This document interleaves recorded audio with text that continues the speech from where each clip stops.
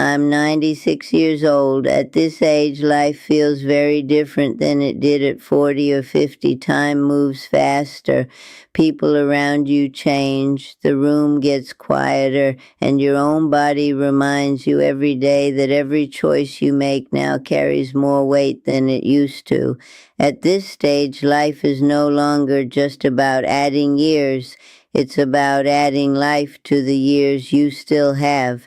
That's why I want to share something important with you today. If you're over 70, there are 3 things you should never say, never do, and never keep going to because they quietly steal your health, your happiness, and your dignity. I'm not going to list them in order from 1 to 3.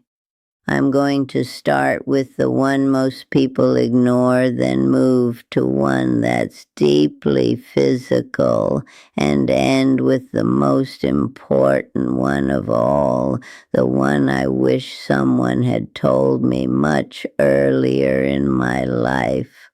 The first thing I want to tell you is this. After 70, never keep going where your spirit feels small. At this age, your energy is precious. You cannot afford to waste it in places that shrink your soul. You already know what I mean. It might be a relative's home where you're treated like a burden instead of a blessing.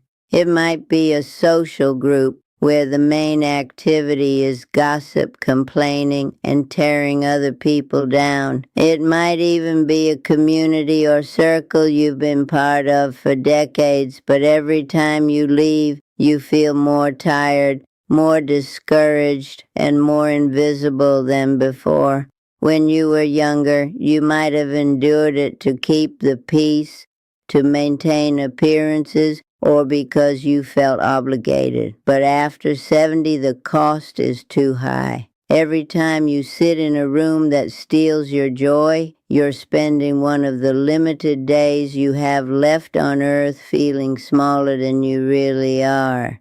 You cannot buy those days back. Your surroundings don't just affect your mood, they shape your spirit.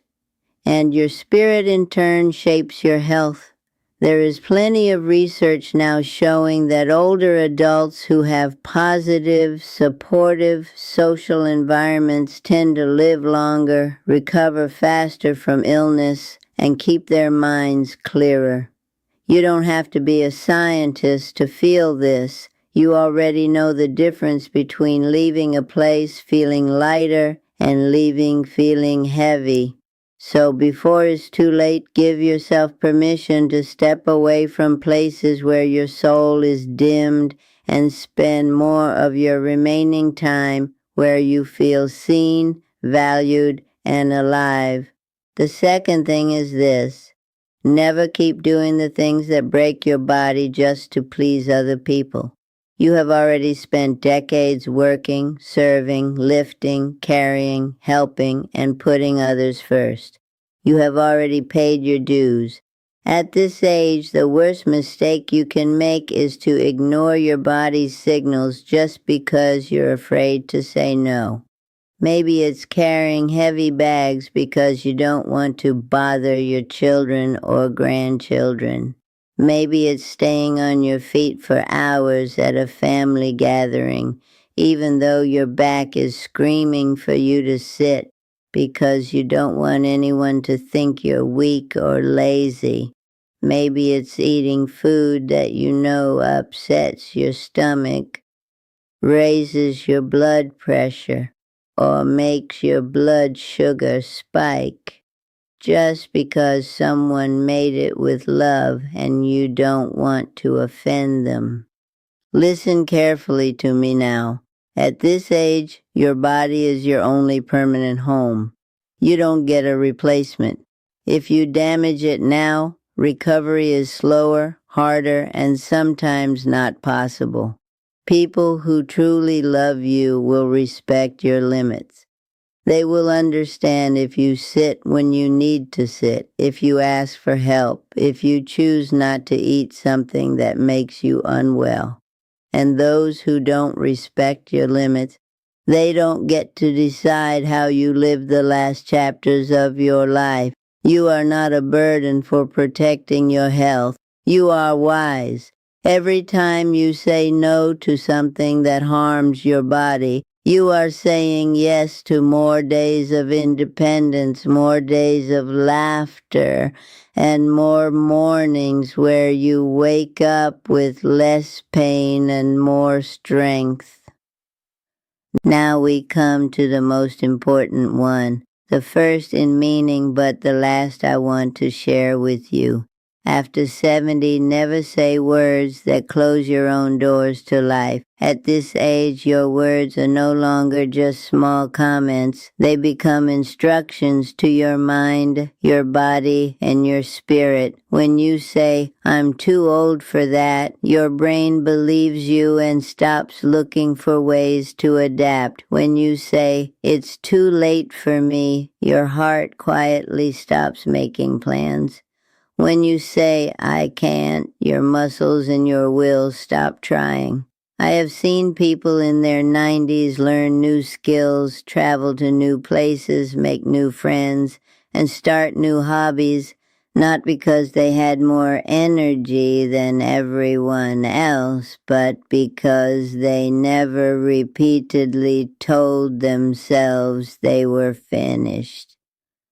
The most dangerous prison at this age is not a hospital bed or a small apartment. It's the prison you build with your own words. Instead of shutting doors with sentences of defeat, start opening them with small sentences of possibility. You don't have to lie to yourself. You don't have to say, "I'm young," when you're not. But you can say, "I'm still learning." You can say, "I'm willing to try." You can say, "My best moments might still be in front of me in a different way." Even science agrees that mindset matters. A more hopeful outlook has been linked to better heart health, stronger immunity, and longer life. Your words are seeds, and every day you choose whether to plant flowers or weeds in your own mind. You may have noticed that each of these 3 warnings is about protection, protecting your spirit from toxic places, protecting your body from harmful actions, protecting your mind from limiting words. Because here is a truth I feel deeply at 96. After 70, every single day becomes a precious page in the final chapters of your story. You don't want those pages filled with regret about where you went, what you did to yourself, or what you kept telling yourself you could not do. Before we close, I want to share a short story with you. A few years ago, I met an 82-year-old woman named Margaret. For most of her life, she went to the same weekly group of friends. She went out of habit. Every week they talked about who was sick, who had failed, who had disappointed them. And every week she left feeling smaller, heavier, and more hopeless. One day she simply decided not to go. Instead, she joined a beginner's painting class in her community. She hadn't painted since she was a little girl. On the first day, she felt nervous and whispered to herself, "I'm too old for this."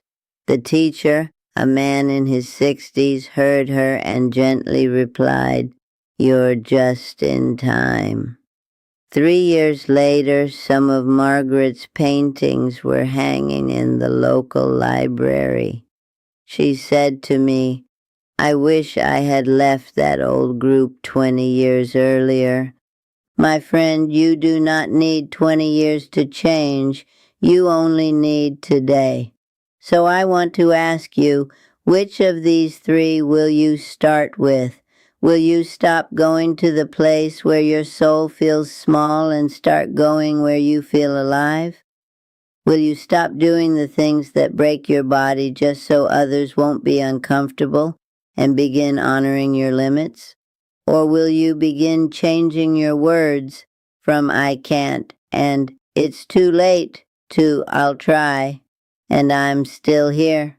Whichever one you choose it now. Not tomorrow, not someday. Time is not waiting, and neither should you. I'd like to hear from you. In the comments, tell me which of these three speaks to you the most right now. Is there one you wish you had learned earlier in life? Your words might be the encouragement that helps someone else make a brave change before it's too late for them to.